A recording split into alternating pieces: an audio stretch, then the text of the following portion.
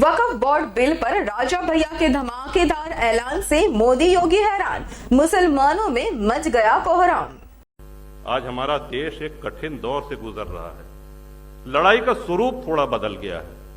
आज हमारे देश में ही राष्ट्र विरोधी तत्व है, देश विरोधी तत्व है, जो हमारी सभ्यता को, सभ्यता को, संस्कृति को मिटाना चाहते हैं। आप कल्पना करिए, आजकल एक शब्द और सुन रहे होंगे आप लोग, वक्फ।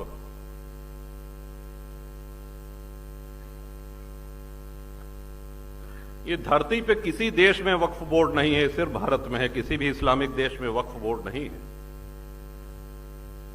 वक्फ बोर्ड को 2013 में कांग्रेस ने जो शक्तियां दी, जरा उसका भी उल्लेख सुन लीजिए कि वक्फ बोर्ड का निर्णय वक्फ की ही अदालत करेगी।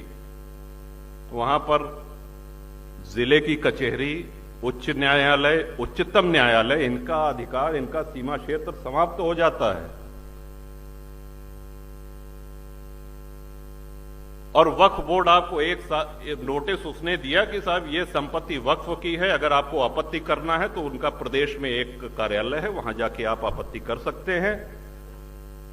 अगर एक साल में आपने कोई जवाब नहीं दिया तो ये माना जाएगा कि आपको कोई दिक्कत नहीं, आपका घर, आपकी जमीन, आपका गांव, वो वक्फ संपत्ति घोषित हो जाएगा। ये लिखा पढ़ी में है। और आज आप टीवी पे देख रहे होंगे कि इसके पक्ष में मतदान भी कराया जा रहा है। तमाम मौलाना लोग इसमें मोबाइल के माध्यम से मतदान हो रहा है। इसमें हम सबको मुखर होना चाहिए, क्योंकि राष्ट्र रक्षा का दायित्व तो सिर्फ राजनेताओं का नहीं है। हम कुछ भी रखें, हम घर रखते हैं, अपने घर में हम सफाई करते हैं, उसकी रंगाई पुताई करते हैं, हम गौ पालन करते हैं, तो उसको, गौ माता को भी चारा पानी देते हैं। यहां तक कि वाहन भी रखते हैं तो उसमें सर्विसिंग होती है, तेल पानी भराना पड़ता है, उसकी देखरेख करनी पड़ती है। आज हमारे नेता अगर ये कठिन निर्णय ले रहे हैं तो उनको प्रोत्साहित करने की आप सबको आवश्यकता है, हम सब लोगों को आवश्यकता है। ये राष्ट्र हित,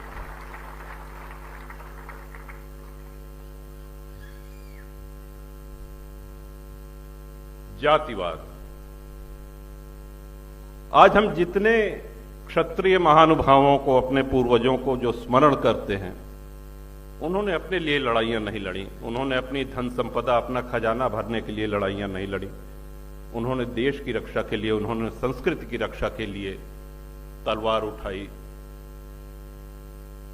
उन्होंने ये भी ध्यान नहीं दिया कि हमारी सेना कितनी है और सामने से आक्रमणकारियों की सेना कितनी है।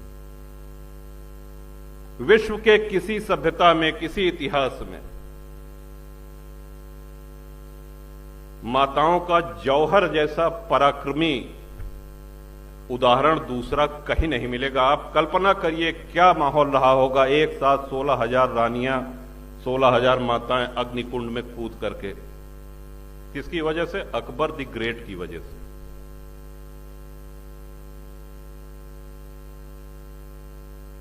और आज शिक्षा हमको और सुलभ हो गई है। आज ये सब सारी जानकारियां हमको नेट पे उपलब्ध हैं। हमको मुखर होने की आवश्यकता है। पहले हम ये कह सकते थे कि साहब हम कोई राजनेता नहीं है, अगर हम बयान देंगे तो पत्रकार छापेंगे नहीं, छपेगा नहीं, सुनेगा नहीं कोई, कौन पढ़ेगा। लेकिन आज सोशल मीडिया पे तमाम संचार के ऐसे माध्यम हैं जिसमें आप लिख करके, बोल करके अपनी उपस्थिति मजबूती से दर्ज करा सकते हैं। आज आप उन लोगों को प्रोत्साहन दे सकते हैं जो लोग राष्ट्र हित में, धर्म हित में निर्णय ले रहे हैं, बड़े निर्णय ले रहे हैं। देश का बंटवारा धर्म के आधार पर हुआ था। हिंदुओं ने कभी नहीं कहा कि हम मुसलमान के साथ नहीं रह सकते, मुसलमानों ने कहा कि हम हिंदू के साथ नहीं रह सकते, अलग मुस्लिम राष्ट्र चाहिए। पूर्वी पश्चिमी पाकिस्तान बना, सभी लोग जानते हैं। लेकिन उस समय एक चिंता व्यक्त की गई, और जो कि बड़ी जायज चिंता थी, और उस चिंता को व्यक्त करने वाले पहले नेता आदरणीय सरदार पटेल थे, जिन्होंने कहा कि इन देशों में जो अल्पसंख्यक भारत के अल्पसंख्यकों के विषय में तो वो आश्वस्त थे, उनकी चिंता पाकिस्तान और बांग्लादेश में रह रहे अल्पसंख्यक हिंदुओं की थी। तो जब ये बात आई तो उसके बाद एक नेहरू लियाकत पैक्ट हुआ, आप लोग नेट पे देखिएगा, नेहरू लियाकत पैक्ट हुआ। तो उसमें ये आश्वासन दिया गया नेहरू जी की तरफ से और लियाकत की तरफ से कि नहीं सर, इनको कोई दिक्कत नहीं होगी, मेजॉरिटी माइनॉरिटी दोनों एक समान अधिकार प्राप्त होंगे उनको, और दोनों फले फूलेंगे, किसी प्रकार का कोई खतरा नहीं होगा, उनको अपने ढंग से पूजा पाठ करने का अधिकार होगा, उनके में हमारा कोई हस्तक्षेप नहीं होगा। और परिणाम ये हुआ कि बंटवारा के समय 23% हिंदू पाकिस्तान में आज घट करके 1% रह गया है। जात पूछ के हिंसा नहीं हो रही है वहां पे। सोमनाथ जी का उदाहरण तो बहुत पुराना हो गया, अभी कुछ वर्ष पहले अक्षरधाम पे जो आतंकी हमला हुआ था, आप लोगों को स्मरण है? और नया उदाहरण दें, अभी 4 दिन पहले गणपति के पंडाल पे सूरत पे जो पत्थरबाजी हुई, हमने किसकी भावनाएं आहत की थी? हमने किसका अपमान किया था? हम अपने देव की आराधना कर रहे थे, इस बात पे पत्थरबाजी। वैष्णव देवी दर्शन करने भक्त जा रहे थे, जिस दिन आदरणीय मोदी जी तीसरी बार शपथ ले रहे थे प्रधानमंत्री की, तीर्थयात्रियों के बस पे आतंकियों ने अंधाधुंध गोलियां चलाई, कई श्रद्धालु मारे गए, उनको जात पूछ के नहीं मारा गया।